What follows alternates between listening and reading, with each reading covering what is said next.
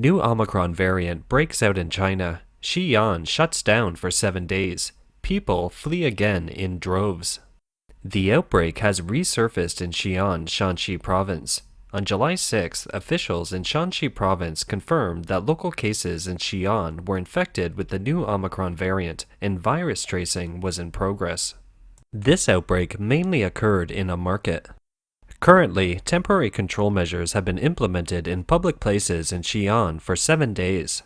From midnight on July 6th, public entertainment and leisure venues such as bars, places where people gather for business such as various training institutions, public cultural activities such as libraries and rural markets are closed for 1 week.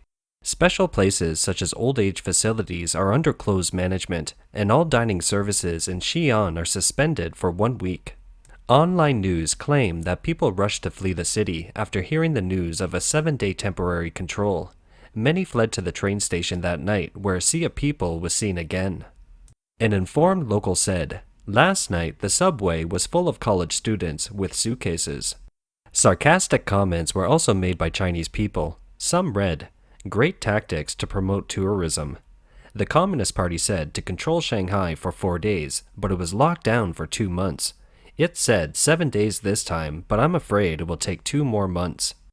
A protest is said to have erupted at the Beijing Institute of Technology, with public security on the scene to keep control. After the first case of the new Omicron subvariant appeared in Xi'an, Beijing also reported 3 new cases of the variant on July 6th, which made Beijing officials super nervous. At the Beijing Institute of Technology, many students and faculty members gathered on July 5th to protest against the sudden escalation of the school's anti-epidemic measures.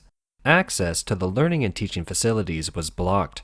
A large number of public security officers arrived at the scene and confronted the students.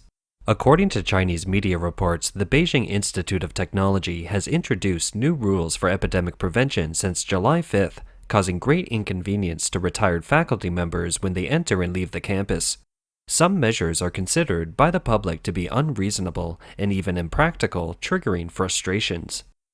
On July 6th, the Beijing Health Commission reported that 6 new local cases and 1 asymptomatic case were reported on the 5th. The actual data has yet to be verified. Previously, a number of universities in Beijing, including Peking University, China University of Political Science and Law, and Beijing Normal University, broke out into massive protests due to being unhappy with the containment and control measures.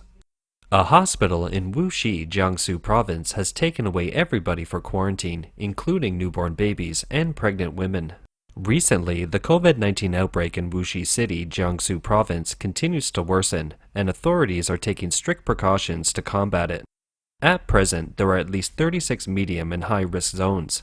It is rumored that one hospital in Wuxi, upon detecting positive cases, took away all pregnant mothers and newborn babies for quarantine.